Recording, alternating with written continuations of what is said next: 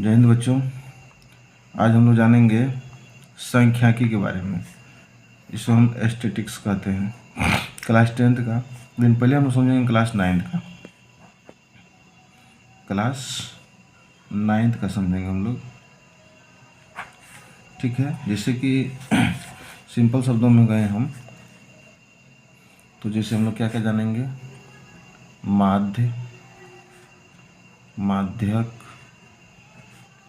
बहुलक, उसके बाद परिसर, जो आपका ऑब्जेक्टिव के लिए भी आई है, ऑब्जेक्टिव के लिए, ठीक है।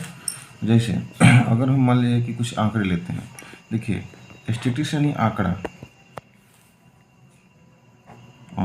ठीक है। आंकड़ा यानी हम इसको बोल सकते हैं सूचना। सूचना हमें कहाँ से मिलती है, इसको हम डेटा भी बोलते हैं। हम जानते होंगे मोबाइल में डेटा खोलने का मतलब सूचना खोलते हैं हम लोग, ठीक है। उसी प्रकार जैसे सूचना हम लेते हैं, जैसे हम 10 बच्चों का आंकड़ा लिए हम, जैसे 10 बच्चों से हमने एग्ज़ाम लिया 10 अंक का, ठीक है। 10 बच्चों से परीक्षा लिया 10 अंकों का, मेरे पास इसी का आंकड़ा उठाना है, इसी का बनाना है हम लोग को, ठीक है। समझते हैं। जैसे मान लीजिए कोई बच्चा है जो 10 अंक में 3 अंक प्राप्त किया। कुछ ऐसे बच्चे मिले जिसने 4 अंक लिया, कोई और बच्चे मिले जिसने 5 अंक लिया, कोई और बच्चे जिसने भी 5 अंक लाया, कोई और बच्चे जिसने 6 लाया, ठीक है। कोई बच्चे मिले जो 7 लाए, कोई 7 लाए, फिर कोई बच्चे मिले जो वो भी 7 लाए। कितना हो गया, 4 8, और तो कुछ 9 लाए, किसी ने 10 लाए। देखिए 10 बच्चों का आंकड़ा हमने उठाया था, ठीक है, अंकों का, जिसमें 1 2 3 4 5 6 7 8 9 10 बच्चे हमें मिले, 10 बच्चों को हमने आंकड़ा ले लिया। अब हम इसका ज्ञात करना है माध्य। पहले क्या ज्ञात करेंगे, माध्य। माध्य में होता है क्या, कुल आंकड़े वाले संख्याओं का योग, यानी कुल आंकड़ों का योग बट्टे कुल संख्या। जैसे माध्य बराबर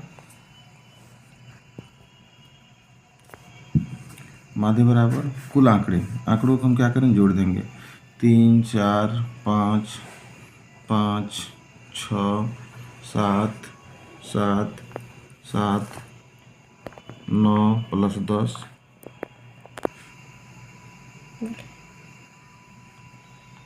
ठीक है। तो हमने माध्य क्या था, कुल आंकड़ों का योग, कुल आंकड़े का योग कर रहे हैं बट्टे कुल संख्या कितने हैं, 10 हैं। जैसे हम 10 बच्चों का लिए हैं तो ऐसे भी 10 होगा, आशा को गिनेंगे भी 10 फुट जाएगा, ठीक है। तो 10, अब इसको हम जोड़ते हैं तो मेरा होता है, जैसे 4 3 7 7 5 12 12 5 17 17 6 23 23 7 30 30 7 37 37 7 44 44 9 हो गया, 44 9 हो गया आपको, नहीं 44 9 हो गया, 9 6 6 4 10 54 हुआ, 54 10 64।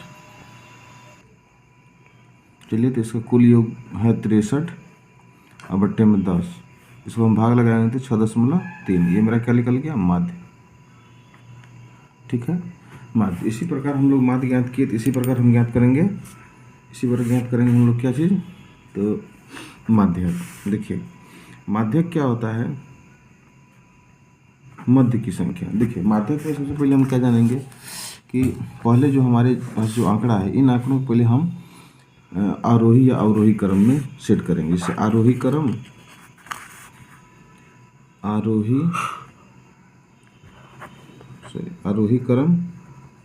या अवरोही क्रम। आरोही क्रम पहले व्यवस्थित करेंगे। आरोही क्या होता है, बढ़ते क्रम, छोटा से बड़ा। अवरोही क्रम बड़ा से छोटा, ठीक है। कहने का मतलब इस क्रम को हम दर्शा दे, समझना आसान हो जाएगा। माध्यक, ठीक है। अब इसको देखते हैं कि ये मेरा आरोही या अवरोही में तो व्यवस्थित है, यानी कि आरोही में व्यवस्थित है ही। तो सबसे आसान विधि क्या होगा हमको इसे इसमें हम जानेंगे। देखिए इसका तो एक होता है n/2 + 1, ठीक है। यानी एक बार हम उसका n/2 ले लेंगे, एक बार n/2 + 1 संख्या। कहने का मतलब अगर मेरे पास सम संख्या है, गिनेंगे तो 1 2 3 4 5 6 7 8 9 10 संख्या मेरा सम में है। इसके बीच की संख्या है, यही मेरा माध्य है। इसके बीच संख्या क्या होगा, अगर मान लेते हैं हम यहाँ संख्या लेते 1 2 3 4 को अलग कर दिए, फिर इधर से 1 2 3 4 अलग कर दिए, मेरे पास क्या बचा 6 7। कहने मतलब इसको लेते हैं 6 + 7 संख्या, 6 7 2 संख्या है, 7 6 13, 13 2 से भाग करें तो 14.2 लगभग ये मेरा आएगा, है ना। अगर मान लीजिए कि मेरा विषम संख्या होता है, 10 ना हो के 9 तक रहता है, तो निकालना बहुत आसान, जो मध्य की होगी संख्या होगी। जैसे हम एक एग्जाम्पल में लेते हैं, जैसे 2 3 4 6 8 9, ठीक है। ये आपका सब में आ रहा है। एक हम बढ़ा दिए, माने 10 बढ़ा दिए संख्या, गिनिएगा। एक एग्जाम्पल अलग से ले रहे हैं, 1 2 3 4 5 6 7 संख्या। इसका अगर हम माध्य निकालते हैं, जो बीच की संख्या वही माध्य करें। जैसे 3 इधर से छांट लीजिए और 3 इधर से छांट लीजिए, जो बीच में बचा हुआ माध्य। सबसे आसान है मेरा माध्य निकालना, ठीक है। चलिए रुक जाइए, ये माध्य है, ठीक है। अब समझते हैं बहुलक के बारे में। बहुलक क्या होता है? बहुलक में जिस संख्या की बहुलता अधिक हो, बहुलता में जो संख्या बार यानी इसकी फ्रीक्वेंसी अधिक है, इसको हम बारंबारता कह सकते हैं। बारंबारता, जो संख्या बारंबार आए। जैसे इस आंकड़े में अगर हम देखते हैं तो कौन संख्या सबसे अधिक बार है, तो हम देखते हैं वो 7 3 बार है, 5 2 बार है। तो जिसकी बहुलता अधिक है वही मेरा बहुलक है। जैसे बहुलता किसकी अधिक है? 7 की है। इन आंकड़ों से अगर हम लिए तो मेरी बहुलक क्या हो गया? 7 हो गया, आंसर हो गया, ठीक है। अगर सबसे आसान है मेरा बहुलक। अब चलते हैं परिसर।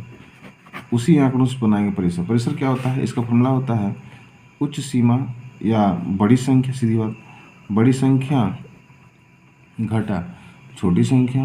तो बड़ी संख्या देखिए इन आंकड़ों में देखिए, बड़ी संख्या मेरा क्या है? 10 है, और छोटी संख्या क्या है मेरा? 3 है। तो 10 घटा में 3 तो कितना हो गया? 7। ये मेरा परिसर निकल गया। या हम इन आंकड़ों से चलें तो बड़ी संख्या मेरा 10 है, छोटी संख्या मेरा 2 है। तो इसमें मेरा आ जाएगा कितना?